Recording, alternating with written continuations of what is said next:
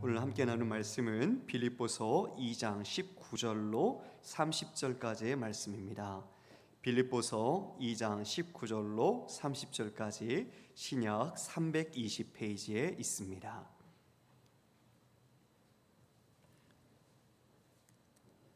2장 19절로 30절 말씀 찾으셨으면 우리가 한 절씩 교독을 하겠습니다. 먼저 받들어 있습니다. 내가 디모데를 속히 너희에게 보내기를 주 안에서 바람은 너희의 사정을 알므로 안위를 받으려 함이니, 이는 뜻을 같이 하여 너희 사정을 진실히 생각할 자가 이밖에 내게 없음이라. 그들이 다 자기 일을 구하고 그리스도 예수의 일을 구하지 아니하되 디모데의 연단을 너희가 안하니 자식이 아버지에게 함같이 나와 함께 복음을 위하여 수고하였느니라. 그러므로 내가 내 일이 어떻게 될지를 보아서 곧 이 사람을 보내기를 바라고 나도 속히 가게 될 것을 주 안에서 확신하노라. 그러나 에바브로디도를 너희에게 보내는 것이 필요한 줄로 생각하노니 그는 나의 형제요 함께 수고하고 함께 군사된 자요 너희 사자로 내가 쓸 것을 돕는 자라. 그가 너희 무리를 간절히 사모하고 자기가 병든 것을 너희가 들은 줄을 알고 심히 근심한지라. 그가 병들어 죽게 되었으나 하나님이 그를 긍휼히 여기셨고 그뿐 아니라 또 나를 긍휼히 여기사 내 근심 위에 근심을 면하게 하셨느니라. 그러므로 내가 더욱 급히 그를 보낸 것은 너희로 그를 다시 보고 기뻐하게 하며 내 근심도 덜려 함이니라. 이러므로 너희가 주 안에서 모든 기쁨으로 그를 영접하고 또 이와 같은 자들을 존귀히 여기라. 같이 있습니다.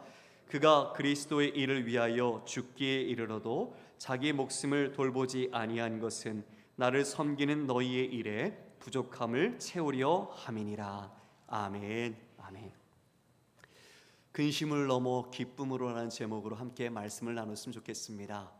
우리가 지난주에 같이 나눴던 말씀은요, 우리가 이제 우리의 구원의 3시대도 함께 살펴보았는데 12절에 이렇게 말하고 있죠. 사랑하는 자들아, 나 있든지 아니면 내가 없을 때든지 항상 복종하여 두렵고 떨림으로 너희 구원을 이루어 가라 라고 말했습니다.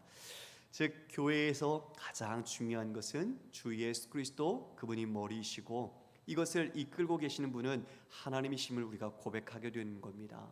바울은 자신의 존재에 대하여 그와 같이 늘 인식하고 있었습니다. 사랑하는 성도 여러분, 간절히 바라는 것은 우리가 지금 이 빌립보서가 쓰여진 정황은 교회에 분열과 다툼이 있었다는 겁니다. 그래서 옥중에서 바울이 이와 같은 권면의 마음을 서신으로 보내게 된 거죠. 그와 같은 다툼이 있었던 것은 크게 두 가지 파당으로 나뉘어졌는데 그들이 각각 자신들의 의견과 자신들의 마음과 바울이 없는 틈을 타서 이와 같이 자신들의 입지를 강화하려고 하는 마음들이 있었습니다. 즉 자기의 생각들을 많은 사람들에게 이야기해서 자신들이 모아갔던 것이죠. 그래서 바울은 그 모든 불화, 화목하지 못한 것들을 화목하게 하기 위한 방법으로 예수 그리스도, 바로 그분의 겸손의 마음을 첫 번째로 제시했습니다. 그 마음은 어떤 마음이었습니까? 모든 동등됨을 가지고 있었지만 모든 권리를 내려놓으시고 그리고 자신을 비우시고 낫기까지, 즉 선한 몸을 입으셔서 우리를 위해 자신을 내어주시고 복종하신 주님. 그러나 그 주님을 우리 하나님께서는 다시 높이셔서 모든 만유의 주로 삼으시며 다시 그 이름 앞에 모두가 경배하도록 만들어 주셨습니다. 바로 그와 같은 겸손은, 그와 같은 복종은, 그와 같은 순종은 하나님의 영광을 위해 나타나게 되는 것이지요. 지금 그와 같은 하나의 예시를 들고 있습니다. 바로 오늘 두 사람을 소개하는데요, 그것은 디모데와 에바브로디도입니다. 왜 그들을 소개할까요? 지금 그리스도의 겸손의 마음처럼 그들이 바로 주를 위하여 그와 같이 순종하고 섬겼다라는 것을 그와 같은 마음 안에서 제시하고 있는 것입니다. 우리가 지난주에 나눴던 것처럼 구원을 우리는 이루어가고 있습니다. 그런데 어떻게 이루라고 말하고 있어요? 두렵고 떨림으로 구원을 이루어야 한다. 왜냐하면 구원을 이루어가는 것은 우리가 아니라 우리를 사랑하시고 우리를 이끄시는 바로 그분이 있다라는 인식을 해야 하는 것이죠. 그분이 우리 안에서 행하시기 때문에 자기의 기쁘신 소원을 위하여 우리를 인도해 가시는 바로 능력자라는 것을 말해주고 있습니다. 그런데요, 신앙생활을 우리 자신이 한다라고 생각하는 순간 우리는 율법주의자가 됩니다. 바리새인처럼 되고 맙니다. 늘 겸손한 마음이 예수 그리스도의 마음으로 대변되는 이유가 거기에 있습니다. 아버지의 뜻에 순복하심, 철저히 우리를 향하신 하나님의 뜻을 따라 순종하심, 그것이 우리가 가야 할 길이라는 것을 제시해주고 있는 거죠. 그래서 오늘도 이와 같이 말합니다. 19절에 내가 디모데를 속히 너에게 보내주기를 주 안에서 바람은 너희의 사정을 알므로 안위를 받으려 함이다. 바울의 간절한 마음이 지금 이렇게 얘기하고 있습니다. 자신이 위로를 받고 싶다, 안위를 받고 싶다라고 얘기하는데 그 이유는 디모데를 보내서 지금 너희 교회가 어떻게 어떤 상황과 사정에 있는지 자세히 더 살피고 그가 소식을 내가 받아서 너희들에 대해서 내 마음이 위로를 받고 싶다라는 거죠. 지금 에바브로디도를 통해서 그 교회의 어려운 상황을 접했고, 그래서 이 교회가 지금 어떻게 되어 있을까 바울은 교회에 대하여 걱정하고 있었던 겁니다. 그래서 속히 이 지금 디모데를 보내서 이와 같은 사정을 알아보고 자신이 그런 말미암아 다시 마음의 안위를 받고자 한다라고 말합니다. 그런데 20절에 이와 같이 디모데를 보내는 이유를 설명하고 있습니다. 20절 같이 읽어볼까요? 시작. 이는 뜻을 같이하여 너희 사정을 진실히 생각할 자가 이밖에 내게 없음이라. 참 디모데는 사랑받는 사람이었어요. 바울에게. 바울이 디모데를 신실하고 사랑하는 아들이라고 표현을 했거든요. 그만큼 이 디모데에게 지금 말한 것처럼 뜻을 같이하여 너희 사정을 진실히 생각할 자가 이밖에 없다. 예, 너무 극찬이죠. 이 사람밖에는 아무리 생각해 봐도 너희를 위하는 마음, 그리고 너희 교회를 지금 잘 세울 수 있고 하나님의 뜻 가운데 말씀으로 권면해서 이루어갈 수 있는 이가 디모데밖에 없구나라는 마음으로 지금 바울이 이야기해주고 있는 것입니다. 이것이 디모데를 보내는 첫 번째 이유입니다.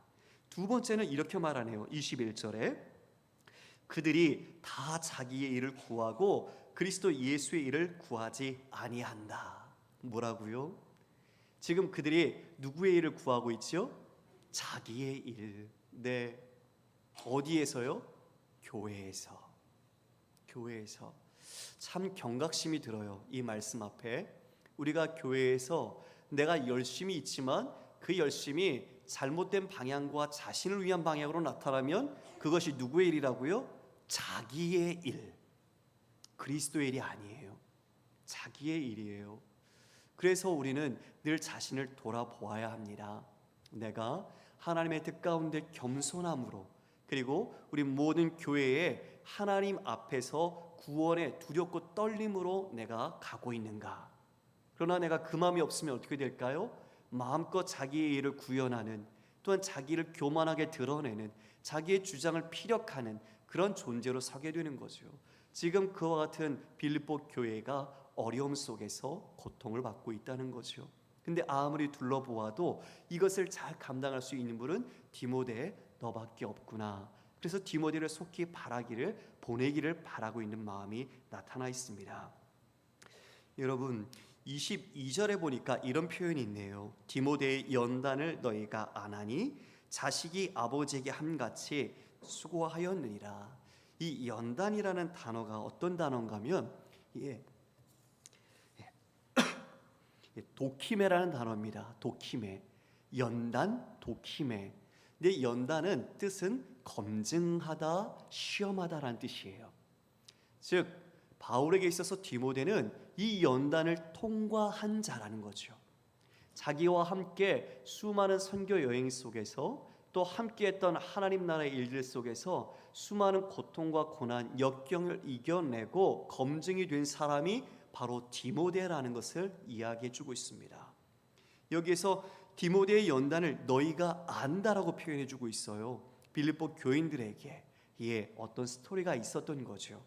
어떤 스토리가 있는지 함께 좀 살펴볼까요? 자, 디모데가 빌립보 교회의 사정을 잘 알고 있었는데, 그래서 빌립보 교회를 잘 목양할 수 있기에 이렇게 권면했지요. 왜 그랬냐면 디모데는 바울의 1차 선교 여행 때 개종을 했습니다. 그래서 2차 선교 여행 때 다시 방문할 때 디모데는 이와 같은 다른 사람들의 칭찬을 받았어요.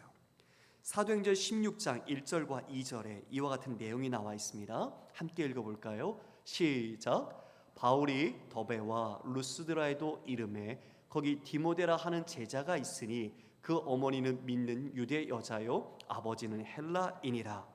디모데는 루스드라와 이고니아에 있는 형제들에게 칭찬받는 자니. 채 1년도 안 돼서 1차 전도여행 때 개종을 해서 예수를 믿은 디모데가 지금 2절에 보니까 루스드라와 이고니아라는 지역, 그 모든 지역에 있는 형제들에게 칭찬을 받고 있는 거예요. 그의 신앙심이, 그의 성실함이, 그의 사랑함이 그처럼 모든 사람이 칭찬할 정도로 인정받고 있다는 거죠. 사랑하기를, 또 우리 권면하기를, 우리 모든 영천의 성도님들이 이와 같은 다른 이웃들, 또 우리 모든 교우들에게 서로 칭찬받는 인물이 되시기를 주의 이름으로 축원합니다. 지금 얼마나 열심을 가지고 주를 섬기고 헌신했던지 이고니온과 루스드라 그 지역의 믿는 형제들에게 칭찬을 받는 디모데로 벌써 성장해 있었던 거죠. 그런데 1절에 보면은요, 거기에 어머니는 믿는 유대 여자요 아버지는 헬라인이라고 말하고 있어요. 디모데가 할례를 받지 않았거든요. 추후에 다시 할례를 받아요. 아마 그 믿는 엄마로부터 좀 어쩌면 그와 같은 강력한 신앙의 교육은 받지 못했던 것 같아요. 그럼에도 불구하고 하나님의 복음을 접하고 난 뒤에 믿음을 가지고 바울을 아버지와 같이 수종들면서 따르게 되었던 거죠. 그래서 바울과는 뗄래야 뗄 수 없는 관계로 우리의 복음이 같이 서신서에 그와 같이 늘 등장하는 것을 보게 됩니다. 디모데는요, 이와 같이 바울의 영적인 제자요 아들이었어요. 그래서 그 자신을 충실히 진행했습니다. 빌립보에서 디모데가 그렇게 목양을 하다가 지금 바울이 투옥되었다는 소식을 듣고 무려 1200km나 떨어져 있는 곳을 단숨에 달려와서 지금 이와 같이 그 옆에서 수종을 들고 있는 거예요. 그 마음이 느껴지시죠? 얼마나 사랑하고 그 바울을 아끼고 있는 마음이 디모데의 이런 모습 속에서 그대로 드러나게 되는 거죠. 2차 전도 여행 때부터는 본격적으로 동행을 했어요. 그래서 그때 빌립보 교회가 세워지게 된 거죠. 그렇게 1차, 2차 전도 여행을 통해서 또한 많은 형제들에게 칭찬을 받으면서 디모데는 바울과 선교 여행을 했습니다. 젊은 청년이었던 디모데가 아버지처럼 바울을 섬기면서 모든 일들을 감당했던 거죠. 그래서 바울이 아까 드린 것처럼 이는 내 사랑하고 내 신실한 아들이라는 표현을 했지요. 영적인 믿음 안에서의 아들이지요. 얼마나 사랑했으면 이런 표현을 했을까 싶어요. 그런데요, 바울은 자신이 떨어져 없어도 이 디모데를 혹독하게 훈련을, 사역을 시켰습니다. 믿음의 다음으로 키워갈 수 있도록, 교회의 지도자로서 그 모든 것을 감당할 수 있도록 영적인 지도자로 훈련을 시켜갔던 거죠. 그래서 지금 디모데의 연단을 안다라고도 이야기를 하는 거예요. 그래서 자식이 아비에게 함같이 나와 복음을 위하여 함께 수고한 자다. 정말 이러한 인정을 받는다면 주님 앞에서도 칭찬받지 않을까요? 그렇죠, 여러분? 정말 여러분이 그와 같이 복음을 위하여, 또 우리 옆에 있는 믿음의 교우들이 바로 우리 예수님 아닙니까? 예수님께서 우리에게 주신 귀한 분들이잖아요. 그분들을 내가 사랑하고 배려하고 내 자신보다 그분을 더 높게 여기면서 그들의 말을 청종해 가는 것, 그게 그리스도의 겸손입니다. 바로 그 겸손을 지금 이와 같이 디모데가 행하고 있다는 것을 이야기해 주는 거죠. 여러분, 바울이 2차 전도 여행을 할 때 에베소에서 한 소동이 일어났었습니다. 그때 그 에베소에 데메드리오라고 하는 은장새 있었는데요. 즉 만드는 거죠. 은으로 만들어서 뭔가 파는 사람인데 그가 만들어 판 것이 뭐냐면 아데미 신상이었어요. 에베소에는 아주 웅장한 아데미를 숭배하는 신전이 있었거든요. 그래서 그 모형을 만들어서 직공들에게 팔면서 수익을 벌어들였던 사람이에요. 그의 돈을 많이 벌었나 봐요. 그런데 바울이 그곳에 와서 이런 말을 했어요. 사람이 손으로 만든 것은 신이 아니다. 맞지요. 우상이라는 것은 원래 존재하지 않는 겁니다. 우상은 사람이 만들어낸 거예요. 하나님이 계시는데 하나님의 자리에 내가 그 다른 것을 올려놓은 것이 우상이 되는 거죠. 그게 자신이 될 수 있고요, 자신의 신념이 될 수 있고요, 아니면 자신이 원하는 직업이나 아니면 원하는 삶의 목적이 될 수도 있는 것들이죠. 우상은 원래 존재하지 않는 겁니다. 여러분, 나무와 돌 이런 것들이 무슨 생명력이 있습니까? 우리나라도 예전에 그와 같은 원시적인 종교 형태를 갖고 있었죠. 그것들에 자신들의 의미를 부여해서 그것에 신적인 영감을 갖고 그것들을 섬기는 모습, 정말 어리석은 모습을 보았습니다. 그와 같이 바로 아데미 신상이라는 그 하나의 조각을 만들어서 그와 같이 이 데메드리오가 수익을 벌어들였던 거예요. 그런데 지금 바울이 그것은 신이 아니다, 그리고 더 나아가서 빌립보 아데미 신전을 무시하는, 그와 같이 하나님이 누구인지 전하게 되면서 그 아데미 신전조차도 명성을 잃어버리는 모습이 나타났어요. 그러니까 사람들이 그 우상 조각을 살까요? 안 살까요? 안 사죠. 안 사죠. 그렇게 그 우상 조각을 사지 않으면서 데메드리오는 수익이 생기지 않자 불만이 생긴 겁니다. 그래서 사람들에게 소동을 일으키고 폭동을 일으킵니다. 저 아데미 신에 대해서 이 사람이 이렇게 얘기했고 우리가 이와 같이 어려움을 겪고 있다라고 얘기하면서 폭동을 일으키죠. 그래서 바울이 에베소를 떠나서 마게도냐로 가게 됩니다. 바로 그때 이 디모데가 바울을 대신해서 이 빌립보 지역을 순회하면서 신방을 했어요. 아시겠죠? 정말 바울은 갈 수가 없잖아요. 쫓기는 몸이고 이처럼 어려운 상황에 있을 때 가장 자신의 신뢰할 수 있는 사람, 믿고 맡길 수 있는 사람이 누구였다? 디모데였다는 거예요. 그래서 디모데를 보내서 그 빌립보 지역을 돌면서 성도들과 교회가 어떻게 지금 잘 있는지, 믿음으로 어떻게 성장하고 있는지 그것을 살폈던 사람이 디모데였어요. 그래서 디모데가 너희 사정을 잘 안다라고 아까 이야기를 했던 거였죠. 이미 빌립보 교인들에게는 디모데는 친숙한 사람이었던 것입니다. 그래서 바울도 이와 같이 지금 디모데를 보내기를 원하고 자신도 그와 같이 가기를 원한다라고 말하고 있습니다. 24절에 보니까 나도 속히 가게 될 것을 주 안에서 확신하노라. 여러분, 여기 주 안에서 제가 예전에 강조 한 번 있었지만 이 바울의 신학에 있어서는 엔 크리스토스, 인 크라이스트라는 개념은 너무나 중요한 주제입니다. 왜냐하면 그리스도 중심 사상이 바로 이 바울의 이 고백, 이 단어 안에 담기기 때문에 그래요. 자신이 살아가는 모든 신앙의 생활 속에 하나의 관점을 in Christ, 주님과 연합되어 있는 자신의 삶으로 바라보는 것입니다. 그것은 하나님, 그분이 나의 주관자, 나의 주권자라는 인식을 표현하는 말입니다. 지금 바울이 어디에 있어요? 감옥에 있잖아요. 그런데 감옥에 있는 사람이 나도 속히 가게 될 것을 주 안에서 확신하노라, 이렇게 말하고 있어요. 말이 될까요? 안 되죠. 이거는 자신이 스스로 풀려날 수 있는 능력이 있으면 몰라도 이와 같이 확신할 수가 없어요. 근데 어디서 하고 있는 거예요? 주 안에서. 할렐루야. 처음에 얘기했던 것처럼 그 모든 빌립보 교인들을 생각할 때마다 내가 감사로 너희에게 기도한다, 너희를 기뻐한다라고 표현했던 것은 그 교회의 상황을 보고 기뻐하고 감사한 것이 아니라 그 교회의 주인이신 하나님을 신뢰하고 감사하고 기뻐했던 것처럼 바울은 자신이 옥중에 지금 있지만 자신의 모든 생사 여탈권과 삶의 주권은 하나님께 있다라는 것을 늘 인정했던 사람입니다. 그래서 자신이 가고자 하는 그 마음이 내 열망이 아니라 주님께서 원하시고 주님께서 바라시고 주님께서 소망하심으로 나를 보내주기를 원하는 그 주님에 대한 주권의 마음이 이와 같이 표현되고 있는 겁니다. 그래서 19절에서도 디모데를 보낼 때에도 주 안에서 바람은이라고 표현하고 있고 24절에도 주 안에서 확신한다라고 말하고 있는 것이죠. 여러분, 우리도 이와 같은 믿음이 있기를 간절히 소망합니다.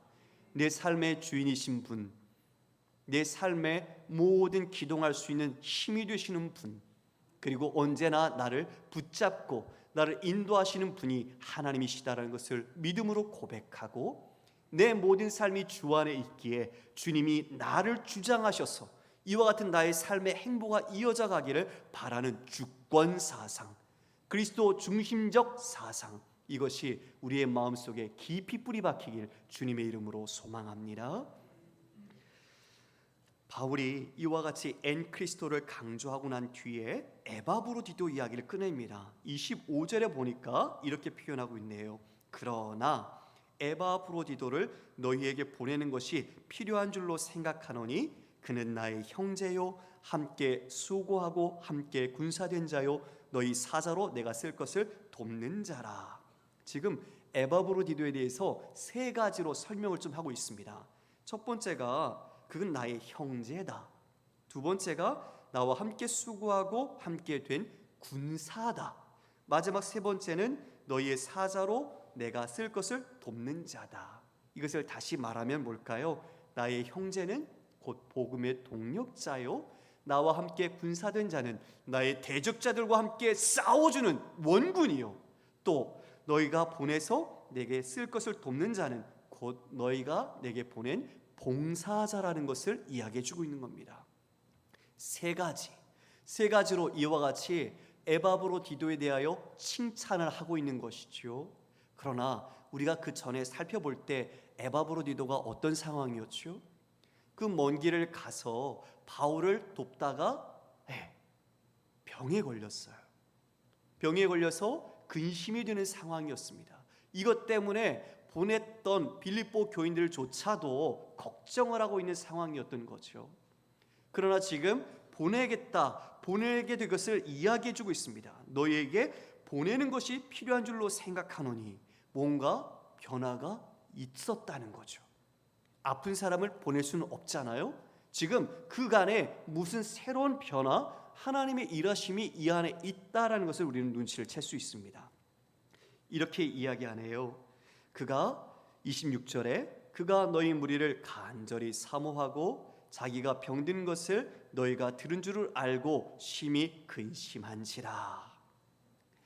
빌립보 교인들의 재정적인 후원을 가지고 와서 바울을 돕고 있는데 지금 그가 병이 들었습니다. 병이 들었어요.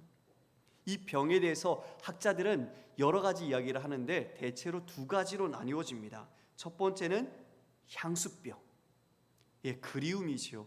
그리움에 대한 향수병이 있다. 또 하나는 과로로 인해서 병이 들었다. 이렇게 이야기를 하고 있습니다. 그가 로마로 달려와 이렇게 헌신적으로 바울을 섬기다가 병이 든 겁니다. 근데 그 병이 얼마나 심하게 들었든지 죽을 정도까지 되었다고 말합니다. 그런데 26절에 그 에바브로디도의 마음이 어때요? 너희 무리를 간절히 사모한다. 간절히 사모한다. 여러분, 교회가 근심했어요. 에바브로디도 때문에.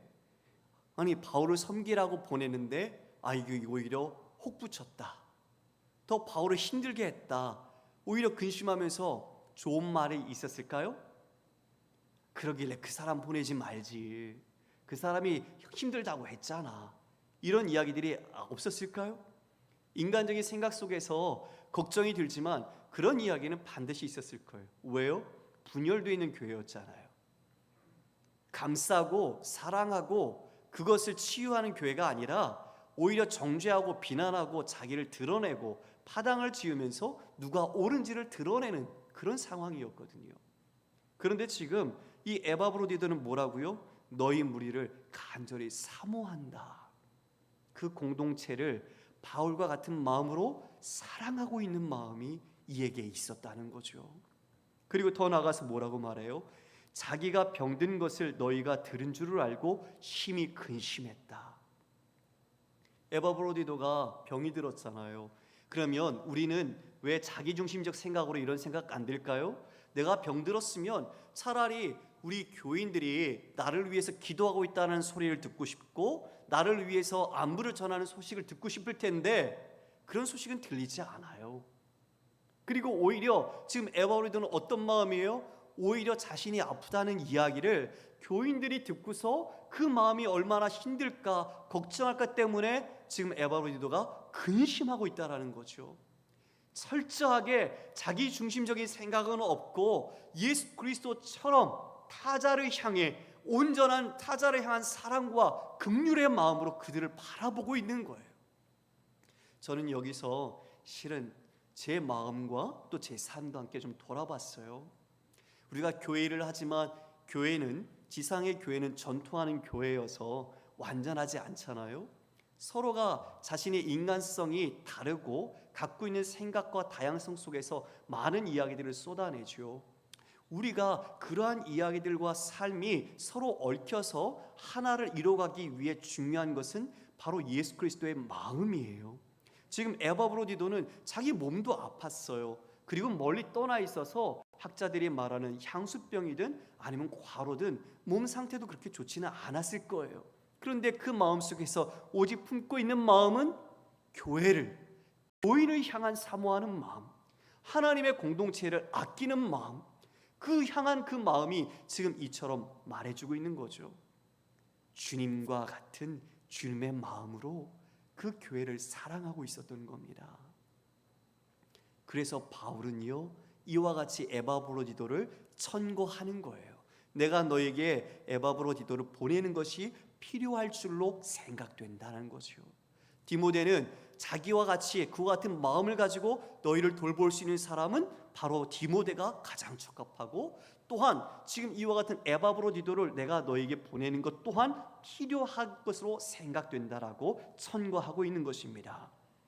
그래서 27절 함께 읽어볼까요? 27절 시작. 그가 병들어 죽게 되었으나 하나님이 그를 긍휼히 여기셨고 그뿐 아니라 또 나를 긍휼히 여기사 내 근심 위에 근심을 면하게 하셨느니라. 아멘. 여러분 참 하나님은 살아계세요. 그렇죠? 하나님은 정말 성도들을 돌보시고요 신방하시고 찾아오셔서 그 모든 것들을 세심하게 살피시는 분이세요. 지금 에바브로디도의 마음이 얼마나 괴로웠을까요? 자기도 힘들겠지만 그 교인들을 생각하면서 교인들의 마음으로 자신의 마음이 편치 않은 상황이었겠죠. 또 바울도 마찬가지예요. 바울이 옥중에 있어서 옥바라지를 하러 왔지만 그 아픈 에바브로디도를 보면서 바울도 마음속에 어찌 편한 마음이 있었겠어요. 근심하는 마음이 있겠죠. 안타까운 마음이 있겠죠. 그래서 그 근심을 갖고 있었는데 지금 우리 하나님께서 어떻게 하셨다고요? 그를 긍휼히 여기셨다. 또한 그렇게 근심하는 바울을 긍휼히 여기셨다. 할렐루야. 참 긍휼이라는 단어가 오늘도 오전 설교 때도 말씀을 드렸지만 정말 하나님의 마음에서 긍휼이 너무나 중요한 것 같아요. 불쌍히 여기심, 우리를 그와 같이 긍휼히 여기시지 않으시면 우리는 근심 속에 살고 있었을 겁니다. 여러분 오늘 여기에 중요한 교훈이 있습니다. 하나님은 빌립보 교회와 또 바울과 그리고 에바브로디도를 사랑하셨다는 겁니다. 할렐루야. 맞아요. 그렇게 분란에 휩쓰여 있는 그 교회도 하나님 사랑하셨어요. 그리고 옥중에 갇혀 있는 바울도 사랑하셨어요. 그리고 그 바울을 돕기에 온 에바브로디도도 사랑하셨어요. 하나님 그 상황을 아시고 하나님의 긍휼과 자비를 베풀어 주신 거예요. 하나님은 그처럼 지금 우리 교회 그리고 우리 모든 성도님들도 사랑하시고 긍휼히 계시고 자비를 베푸시는 줄 믿습니다. 여러분 근심이 있습니까? 바울이 근심했잖아요. 주님 이거 어떻게 좀 해결해 주셔야 되는데 이거 참 지금 이 에바브로디도를 보면서 자신도 마음이 불편하고 또 그 교인들도 얼마나 힘들어할까. 그 바울의 마음은 정말 아비의 마음으로 더 아팠을 거예요. 주님께 간절히 기도했겠죠. 하나님께서 그 기도를 들어주신 거죠. 그래서 그 병이 다 나은 거예요. 할렐루야. 너무 감사하죠. 정말 이와 같이 하나님께서 근심 위에 근심을 면하게 하셨다. 그래서 근심을 뭐로 바꿔주셨을까요? 기쁨으로 바꿔주신 거예요. 할렐루야. 맞아요. 우리는 근심할 필요가 없어요. 기도하면 돼요. 주님을 의지하면 돼요. 주님을 더 붙잡으면 돼요. 그러면요, 그 근심이 우리 하나님 안에서 합력하여 기쁨으로 드러날 줄 믿습니다. 바울이 이와 같이 그래서 이야기합니다. 28절에 내가 더욱 급히 그를 보낸 것도 보냈네요. 이 편지를 통해서 이미 보낸 거예요. 그럼 이 편지를 누가 갖고 갔어요? 에바브로디도가 갖고 간 거예요. 에바브로디도가 바울이 쓴 편지를 가지고 이제 그렇게 사모하는 빌립보 교인들 그 교회를 보러 간 거죠. 얼마나 기뻤을까요? 빨리 가서 보여주고 싶지 않았을까요? 내가 다 나았다. 걱정하지 않아도 된다. 그리고 여러분의 모든 것들을 잘 전달했다. 그리고 바울 선생님이 이와 같이 우리를 위해서 권면의 글을 가지고 왔다. 그러면서 같이 함께 보고 말씀을 깨달으려고 노력했겠죠. 지금 이와 같이 에바브로디도를 보냈습니다. 그리고 너희로 그를 다시 보고 기뻐하게 하며 내 근심도 덜려 함이라. 그를 다시 보고 뭐하게 해요? 기뻐하는 거죠. 예, 근심이 변하여 기쁨으로 서로가 상호 기쁨을 회복하는 자리가 된 겁니다. 또 뭐라고 말하나요? 29절 같이 읽어볼까요? 시작. 이러므로 너희가 주 안에서 모든 기쁨으로 그를 영접하고 또 이와 같은 자들을 존귀히 여기라. 주 안에서가 여기 또 나오네요. 그죠? 야, 참 많이 강조해요. 너희가 주 안에서. 그들의 시각을 지금 어디로 바꾸고 있는 거죠? 주님의 시각으로. 그리고 주님을 향한 마음의 관점으로 바꾸는 거예요. 나뉘어져 있었지요. 그러나 너희가 주 안의 마음, 주님의 믿음의 관점, 그리고 주님의 그 겸손한 마음으로 바라봐라. 그래서 어떻게 하라고요? 모든 기쁨으로 그를 영접하라. 기쁨으로 영접하라. 야, 너 보냈더니 네가 아파가지고 민폐 끼쳤어. 그게 뭐하는 짓이야? 다시는 안 되겠다. 다음에는 안 되겠어. 이런 게 아니죠. 그리고 다른 사람을 비난한 거죠. 그거 누가 추천했어? 그러니까 이렇게 된 거야.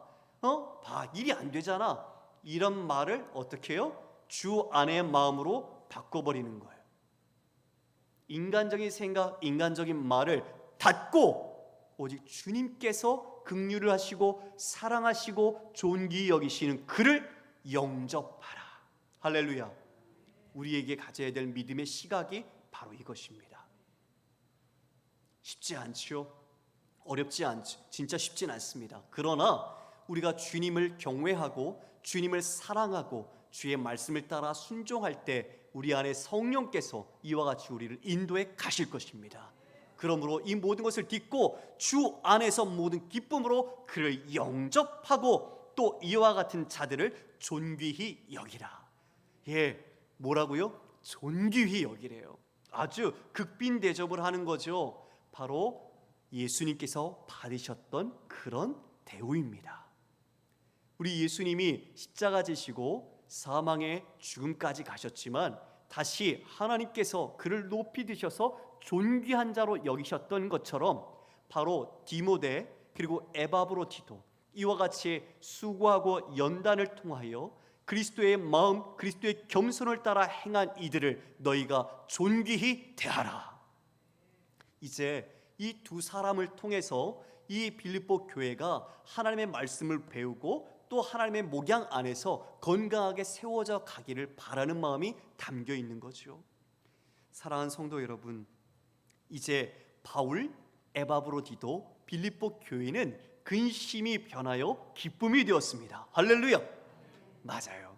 저도 우리 교회가 이러한 근심이 있다면 다 떨쳐버리고 그 근심이 변하여 기쁨이 되어지는 하나님의 은혜의 풍성함을 맛보기를 소망합니다. 여러분이 개인적으로도 마찬가지입니다. 근심거리가 있지요. 그러나 그 근심을 우리가 묵상하면 안 돼요. 그 근심을 넘어서 하나님 크신 분이 우리에게 계시다는 것을 꼭 기억하셔야 돼요. 오늘 바로 에바브로니도를 바울을 긍휼히 여기신 하나님, 그분이 우리를 긍휼히 여기시고 그분이 우리를 살리시기에 우리는 근심하지 않고 오히려 믿음, 주 안에서라는 사도 바울의 신앙의 강조점을 따라 우리도 주 안에서 근심이 변하여 기쁨이 될 것을 믿음으로 바라보는 것입니다. 그럴 때 믿음은 현실이 됩니다. 아멘. 믿음은 그냥 바라보고 있는 이상향의 모습이 아니라 믿음은 바라는 것들의 증거, 분명히 우리 삶에 나타나는 하나님의 역사하심으로 나타나게 되는 것입니다.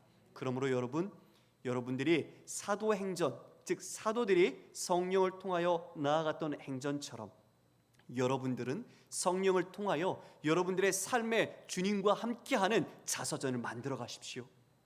여러분들의 근심이 있었을 때 내가 기도하고 주를 의뢰하고 주님께 맡겼더니 주께서 내게 이와 같이 근심이 변하여 기쁨이 되게 하셨더라. 그리고 그 기쁨은 더 나아가 하나님의 영광으로 나타나게 되는 것입니다. 그 기쁨을 맛본 자는 이제 주님을 더 신뢰하고 주님만 의지하게 되는 것이죠. 한날의 우리의 인생과 우리의 발걸음이 주 안에서 주님과 에녹처럼 동행하는 은혜가 있기를 원합니다. 말씀을 정리하겠습니다. 우리는 오늘 본문에서 바울이 디모데와 에바브로디도를 보내는 이유를 알 수 있었습니다. 그들은 모두 연단을 통해서 검증된 자들이었어요. 그래서 여러분, 연단은 당할 때는 힘들죠. 아까 말한 검증이잖아요. 철을 강하게 하기 위해서 철을 계속 치지 않습니까? 재련을 하는데 그와 같은 연단을 당할 때는 아프고 고통스럽고 힘듭니다. 그러나 그 모든 연단이 끝나면 담대하고 강력하고 정말 굳건한 믿음으로 하나님의 사람으로 나오게 되는 것이죠. 하나님은 그와 같이 우리의 삶에 연단을 허락하십니다. 그것이 근심일 수 있어요. 그러나 우리는 근심하지 않는다는 것, 바로 우리 주님이 우리를 버리지 않으시고 여러분을 누구보다 잘 알고 계시고 여러분의 마음속에 있는 고통과 근심을 변하여 하나님의 진정한 기쁨으로 바꾸어 주시기 때문입니다. 여러분이 그것을 꼭 믿으시기를 바랍니다. 그래서 어떤 상황에서도 이들은 충성하는 자들이었습니다. 흔들리지 않는 자들. 그래서 이와 같이 빌립보 교인들에게 천거를 하는 것이죠. 바울이 정말 얼마나 많은 환난을 겪었습니까? 바울이 지금 주 안에서 고백한 그 단어는 쉽게 나온 말이 아닙니다. 자신이 죽을 고비를 넘기고, 아니죠, 죽었었죠. 거의 맞아서 죽은 걸 버려졌으니까요. 그러나 그 가운데 다시 살아나고 옥에 갇히고 수많은 도적과 강의 위협과 40의 하나를 감한 매를 수없이 맞으면서 이 바울이 하나님께서 나를 붙잡고 계시는 것, 하나님이 그 일을 나를 통해 이루어 가시는 것, 그리고 하나님의 열심이 나보다 더 열심으로 이 모든 것을 앞장서시는 것을 바울은 경험한 겁니다. 그래서 그는 그의 신학의 핵심에 주 안에서라는 in Christ, 그 핵심적인 사상을 자신의 모든 서신서에서 담아 표현하고 있는 것입니다. 여러분도 주 안에서 그와 같은 표현과 삶이 진정한 여러분의 신앙 안에 녹아져 있기를 축복합니다. 로마서에서 바울이 이와 같이 고백하고 있네요. 로마서 5장 3절과 4절인데요. 우리 함께 읽어볼까요? 시작. 다만 이뿐 아니라 우리가 환난 중에도 즐거워하나니 이는 환난은 인내를, 인내는 연단을, 연단은 소망을 이루는 줄 알미로다. 참 위대한 고백입니다. 쉽지 않은 고백이지만 정말 이 모든 고백 속에 신앙에 대한 주님의 사랑이 절절히 담겨 있어요. 볼까요? 환난 중에도 즐거워한답니다. 즉 환난 중에 기뻐한다는 거죠. 환난 중에 기뻐하는 것, 세상의 관점과 눈으로는 이해 안 됩니다. 미친 거죠. 그것은 제정신으로는 불가능한 거예요. 환난이 왔는데 기뻐한다는 건 정신 이상, 정신 지체, 정신 장애, 거의 그런 취급받을 겁니다. 그런데 신앙의 역설 패러독스는 하나님의 은혜는 이와 같이 임합니다. 연단이라는 것이죠. 하나님께서 우리에게 환난을 주시지만 우리 성도는 그 안에서 즐거워하고 기뻐할 수 있다. 왜 그러는가? 그 이유가 나옵니다. 환난은 인내를 낳는다. 예, 환난 속에서 우리 성도는 인내를 하게 됩니다. 그 인내는 나 혼자 인내하는 것이 아니죠. 우리가 나눴던 것처럼 성화의 과정 속에 성도의 견인, 성령 하나님께서 우리와 함께 하셔서 우리가 참고 이기고 그것을 견디어 나갈 수 있도록 하나님 도와주시는 것입니다.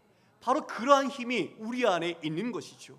그래서 우리는 인내할 수 있습니다. 인내할 때 세상은 놀랍니다. 저 힘이 어디서 나오지? 무슨 근거지? 어떻게 하여 저와 같이 버틸 수 있지? 바로 믿음의 힘이라는 것을 그들은 우리를 통해서 알게 되는 것입니다. 인내를 낳았습니다. 환난이. 인내가 무엇을 낳습니까? 연단을 낳습니다. 우리의 참고 견딤이 단단한 믿음을 다지듯 우리의 마음속에서 굳건한 믿음으로 만들어가는 것입니다. 그리고 연단이 무엇을 이룬다고요, 여러분? 소망을 이루는 줄 뭐라고요? 그 다음 알미라. 네, 이게 중요합니다. 안다라는 게. 이 알은 지식적인 알미 아니에요. 바울의 이 고백은 모든 삶의 고난과 역경을 다 체험하고서 고백한 내용입니다. 즉 내가 아는 것이 있는데 내가 진짜 경험해서 환난이 와 즐거워하는 겁니다. 왜요? 소망을 이룬 줄 알기 때문에. 바로 신앙의 힘, 우리에게 주어진 신비의 역설은 바로 여기에 주어져 있습니다. 사랑하는 성도 여러분, 오늘 근심이 변하여 기쁨이 되었다는 것, 우리 주님이 그와 같이 긍휼과 살림으로 우리를 이끄신 것처럼 우리를 죽이지 아니하심은 우리를 더 믿음의 자녀답게 만들어 가시는 하나님의 다 계획이 있다는 것, 그 계획을 신뢰하시고 여러분 오늘 어쩌면 근심하며 또 마음 무거운 어떤 덩어리 같은 것들이 우리 마음속에 있을지라도 그것을 주님께 내어 맡기십시오. 주님께 맡길 때 우리는 이 모든 환난 속에서도 즐거워하고 기뻐할 수 있는 자가 될 것입니다. 주님을 더욱 의지하셔서 이와 같이 우리의 모든 삶의 근심을 넘어 기쁨으로 또 모든 것을 넘어 합력하여 하나님의 선을 이루시는 놀라운 은혜가 넘치는 우리 사랑하는 성도님들 되시길 주님의 이름으로 축원합니다. 아멘. 하나님 고맙습니다. 참 우리의 삶에 연단이 참 많습니다. 바울처럼 수많은 연단을 받은 사람이 있을까요? 그런 삶을 살지 않아도 됐었는데 하나님 다시 예수 그리스도를 만난 뒤에 진정한 생명과 메시아의 눈뜬 뒤에는 그는 삶의 고난과 연단이 하나님 즐거운 것이라고 고백하고 있습니다. 오히려 더 우리를 향해 그 연단이 소망을 이루어 가는 줄 믿기 때문에, 알기 때문입니다. 하나님 그러한 믿음을 우리 사랑하는 우리 모든 교우들에게 허락하여 주시옵소서. 그 믿음을 가지고 우리 주님 다시 오시는 그날까지 이 세상 속에서 억울한 일 당하기도 하고 비난도 당하기도 하고 또 눌리기도 하는 참 아픈 현실이지만 그 가운데 우리가 믿음으로 인내함은 또 성령께서 우리를 붙잡아 주심으로 우리가 이 모든 것을 통해 그리스도를 향한 온전한 믿음의 소망을 이루어 내게 하여 주옵소서. 날마다 우리 안에서 이와 같은 놀라운 일들이 있게 하시고 주 안에서라는 고백과 같이 내 눈, 내 마음의 눈이 아니라 주님의 관점, 주님의 믿음의 시각을 가지고 우리의 인생과 우리의 삶을 조망하며 주와 함께 동행하도록 주님 역사하여 주시옵소서. 굳건한 믿음을 더하여 주시기를 간절히 소망드리옵고 살아계신 예수님 이름으로 기도드리옵나이다. 아멘.